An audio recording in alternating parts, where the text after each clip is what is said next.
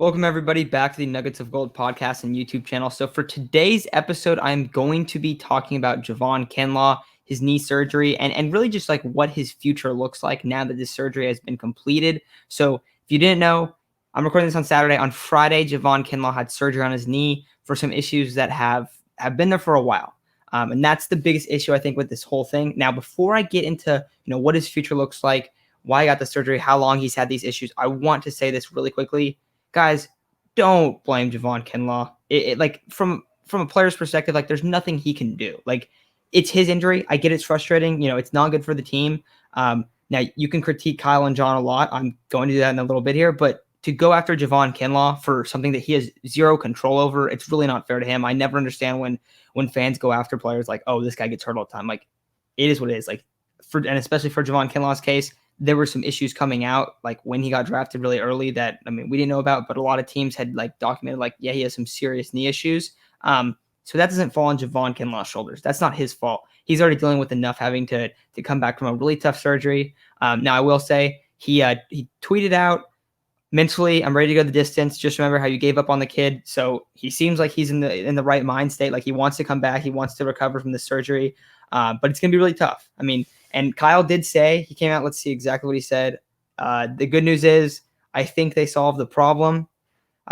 Definitely hope that's the case. Now, I've also heard a lot of people talking about just this injury he had, saying it's kind of similar to the Todd Gurley knee injury, where it seems like the explosiveness, a lot of his explosiveness might be lost. So really scary stuff there. And don't ever want to hear that. The comments, I think they solved the problem. Like it doesn't seem like he's super confident in my mind. And now that's two sentences or a sentence. So it's not like that's a lot like going into it. But only time will tell on this. I would probably lean that for me, like my expectations for Javon Kinlaw are a lot down now just because this has happened. I try to be realistic with this stuff, but I think that what you really want him to become now, and this is unfortunate because it's not his fault also that they traded Buckner and then had him kind of replace that spot. Not the production. I don't think they ever expected that, but they expected him, to replace that 3-tech spot. And I feel like now he's probably going to be more of a run stuffing defensive tackle than ever a guy that will have like 8+ sacks in a season. Where if he had a couple years where he had like 6 to 9 or 6 to 10, and that was like his average, that would be a lot good. I feel like now it's a little bit more likely he's going to be like a 3 to 5 sack guy, not like a crazy pressure generator. Now he's always been great in the run game, I felt like, and flashed that potential there. So I do think he can be that. But this is a huge injury, and this is something that is likely to take away a lot of his explosiveness. Now, going into the draft pick, I will say this. I like the pick a lot. Now, when it happened, I was like, oh, like, are they going to go with CeeDee Lamb or are they going to go with a defensive tackle? Maybe they even go with an offensive tackle and Tristan Wirfs at the time. And then they traded back, and then the Bucks took Wirfs. So it's like, okay, they're not looking for offensive tackle. They're rocking with McGlinchey there. And then this was also right before the trade for Trent Williams and the Joe Staley retirement as well. So that all came out a little bit after this, but you were looking at this and you're like, okay, don't really know what they're going to do. They might go get the future at left tackle, like replacing Joe Staley. Obviously, that didn't happen. But I was always like, okay, are you going to go CeeDee Lamb? They don't go CeeDee Lamb. They get Brandon Ayuk. And I will say, I like Brandon Ayuk a lot. I still think he's going to be a good receiver in the NFL. I really do believe that. I know it's been a tremendous struggle for him early on, but I like the picks. I like both of them. But then it comes out that now that Javon Kinlaw had these knee issues in college, and with knowing that, like I didn't know that coming out, like when he was coming out, I don't know if you can take a guy 14th overall that has serious knee issues, and especially a guy that's a 300-pound defensive tackle. Those are guys that it's going to be like something that's like potentially very reoccurring. Like that's what the injury was talked about even coming out. So you can't make that pick if you're Kyle and John. Like you got to go with CeeDee Lamb. You got to keep some of that draft capital they traded up to get Brandon Ayuk and do some different stuff. I think this could look a lot different. Now, Kyle did say CeeDee Lamb he made it seem like CeeDee Lamb was his number one receiver and Brandon Ayuk was right behind him, but it was really close. Like those were his clear top two guys. Everyone watches how good CeeDee Lamb is. So I feel like now, like looking back on it, and of course hindsight's 2020, but even if they went with Wirfs or CeeDee Lamb, or maybe even a different player, I don't know if they were like targeting a different guy up there, it seems like it would have made more sense because of these injuries. You guys remember the Trent Balk era where every year, oh, we're going to spend a 3rd-round pick, or we're going to spend a 2nd-round pick on a guy that has these serious knee injuries, And then a lot of times those guys didn't come back, or they would come back.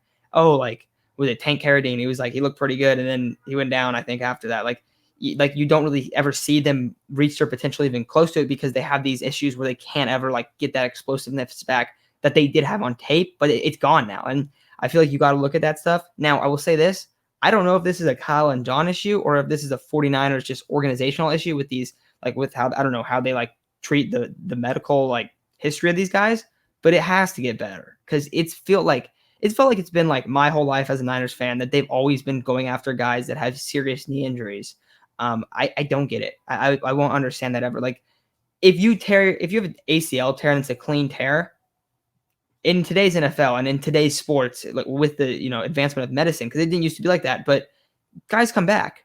But when you have these like serious like lingering knee problems, those are the guys that don't come back. Like I talked about Todd Gurley, like that's the guy that everyone has like kind of alluded that this Kinlaw injury is similar to. So I really hope that's not the case. I hope we see him, but I don't know how confident I am that he's going to be able to just like bounce back and be the guy that he was pre-injury.